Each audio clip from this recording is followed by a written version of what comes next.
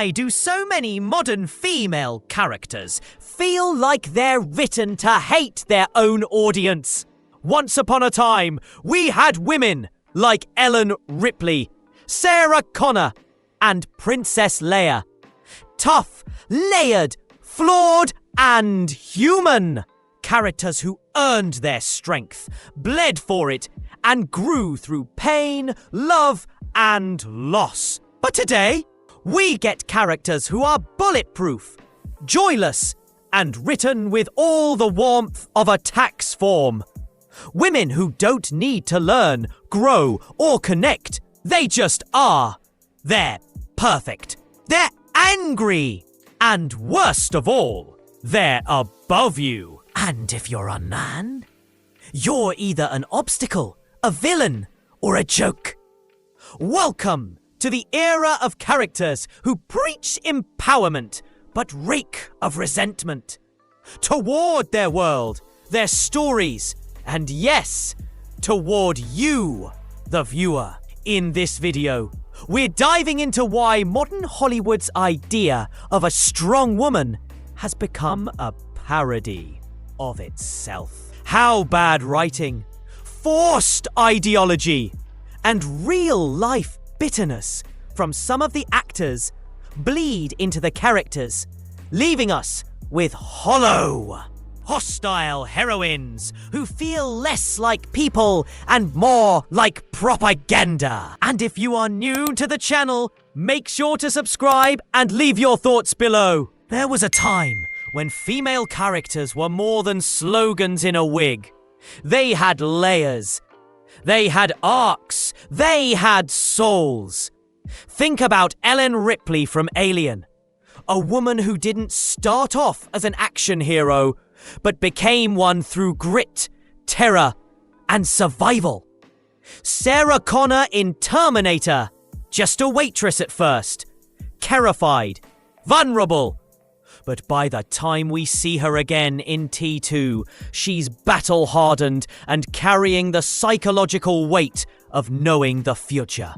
And it shows. These characters felt real.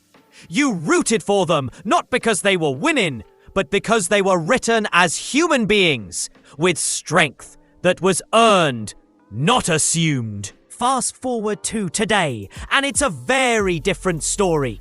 Now, when you hear strong female character, it often means one thing. A character who never fails, never struggles, and never learns anything. Because she already knows everything. She's the smartest, the strongest, the most emotionally in control. Except when she's randomly lashing out at men, or monologuing about how hard it is to be her. There's no humility, no journey, no vulnerability. And without those things, there's no connection. Take She-Hulk, for example. Jennifer Walters gets Hulk powers and immediately tells Bruce Banner, the guy who spent over a decade learning to control his rage, that she's better at handling anger because she gets catcalled. No journey, no struggle, just instant mastery and a side of smug superiority. And that's the point. She doesn't grow. She arrives, fully formed, already right. Or look at the Last of Us show's version of Ellie, played by Bella Ramsey.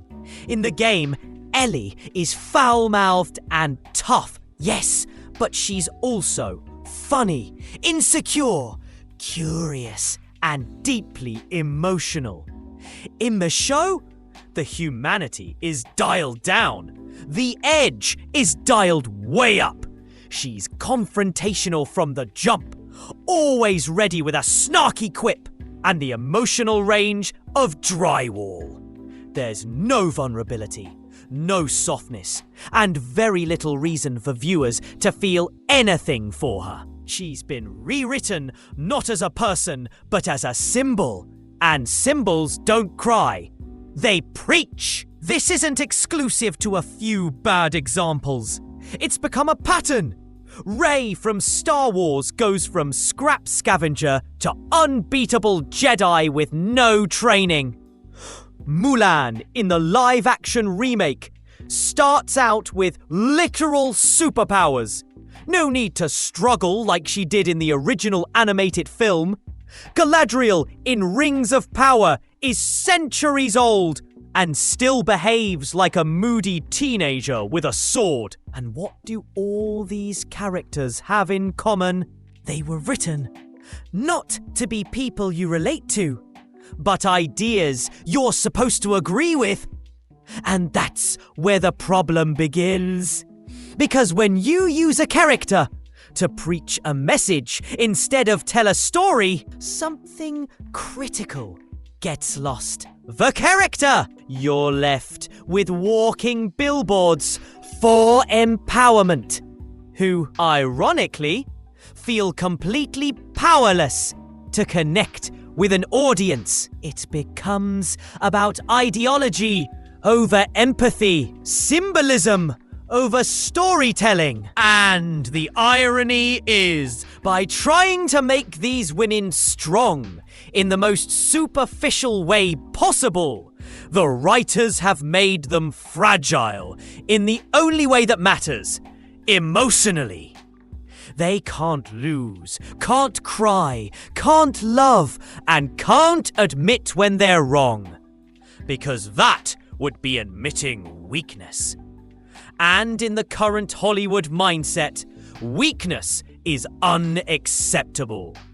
Unless you're a man, of course. Then you're either comic relief, a clueless sidekick, or the problem. It's no wonder fans are tuning out. People don't want perfection. They want progress. We don't connect with people who have no room to grow. We connect with the struggle. That's what makes a character inspirational. Not their power, but their path. It's not enough that modern female characters are flawless, joyless, and untouchable. No. What makes it worse is that you, the audience, are often written as the enemy. And if you're a man, forget it. These shows and films aren't for you. In fact, you're the problem.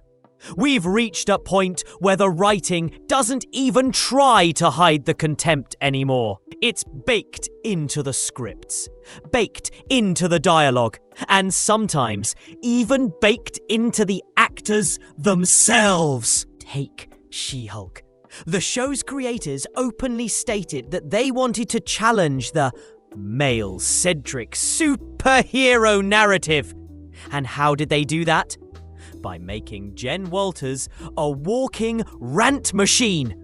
The kind of person who stops a scene to lecture Bruce Banner, a man who was hunted, suicidal, experimented on, and literally saved the universe, about how she has it harder because she gets interrupted in meetings. That's not empowerment.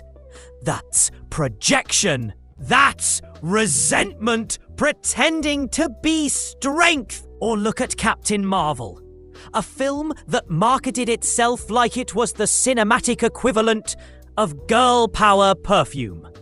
Brie Larson, both in and out of character, couldn't resist the digs. Interviews were filled with passive-aggressive shots at men. From "I'm not here for the approval of white dudes" to her smug, robotic performance that radiated one thing: I don't like you. And the audience felt it. The result? Captain Marvel became one of the least emotionally engaging leads in the MCU. People didn't root for her. They tolerated her because it felt like the movie wasn't trying to entertain with you. It was trying to lecture you. Then we have Rings of Power's Galadriel, a character who constantly talks down to everyone around her, especially the male characters.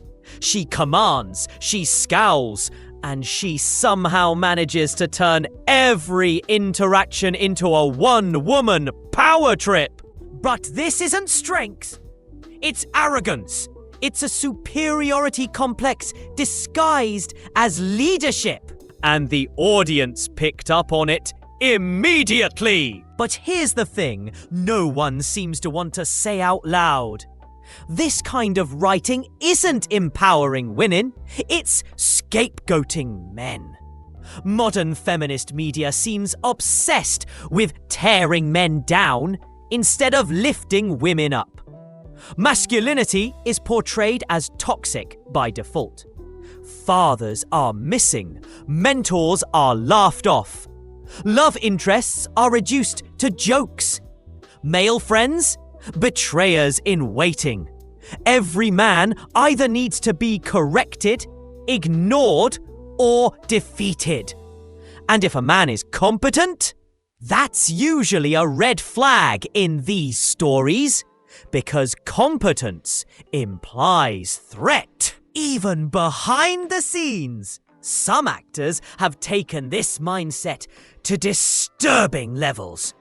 You have actresses like Scarlett Johansson talking about how objectification ruined her career after cashing in on sex appeal for 20 years. Or interviews where stars flat out say they don't want men watching their shows. Bella Ramsey, who plays Ellie in The Last of Us, has made multiple statements essentially mocking fans of the game. The very people who made the franchise successful. Why?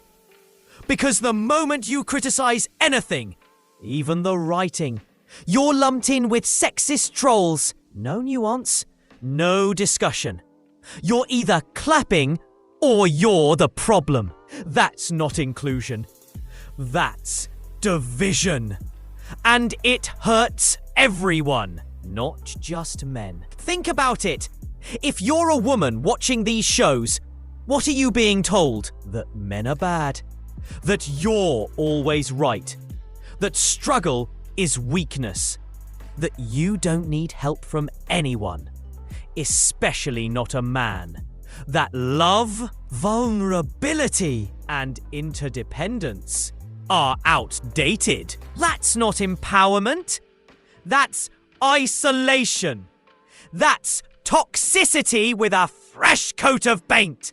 What makes it even more insulting is that these shows pretend to be progressive while recycling the same shallow message over and over. You go, girl. Everyone else is holding you back. It's lazy. It's bitter. And worst of all, it creates characters who don't grow, don't connect, and don't inspire. Modern Hollywood thinks you're the villain, and they're writing their stories accordingly. If you've been watching modern media and wondering why do these characters feel so empty, so fake, so angry, you're not imagining it. Because it's not just that these characters are hostile toward men or audiences in general, it's that they're toxic to women too. These aren't empowering characters, they're performances, caricatures of strength built on arrogance, emotional detachment, and entitlement. And worst of all, they're presented as role models. Let's be real. What exactly are young girls supposed to learn from characters like Captain Marvel, She-Hulk, or Galadriel? That it's cool to be cold and condescending? That expressing vulnerability is weakness? That being right all the time makes you powerful? These aren't traits to aspire to. They're traits to outgrow. And here's why. They were never meant to be characters. These modern heroines are not written to reflect reality, humanity, or even fiction. They're written to represent something. Something political. Something ideological. Something marketable. This is what happens when activism replaces storytelling. Meanwhile, The films that do write female leads well? Think Kim Wexler in Better Call Saul, Evelyn in A Quiet Place, Rita Vrataski in Edge of Tomorrow. These are women who are competent and compassionate, flawed and formidable, relatable because they fail, memorable because they fight, admired because they don't need to scream how powerful they are. We already believe it. Hollywood wants to tell you that you're the problem when their films flop, that you're sexist, outdated, fragile. But here's the truth. The audience doesn't hate women. They hate bad writing. And bad writing doesn't care about you. So where does this leave us? With a pile of characters no one asked for, written by people who clearly resent the audience they're meant to entertain. Stories used to be about connection, growth, and struggle. Now they're about proving a point. And if you don't clap on cue, you're the villain. Drop your thoughts below. Which characters did you love? Which ones completely lost you? Let's talk about it. And maybe, just maybe, remind Hollywood who these stories were supposed to be for in the first place.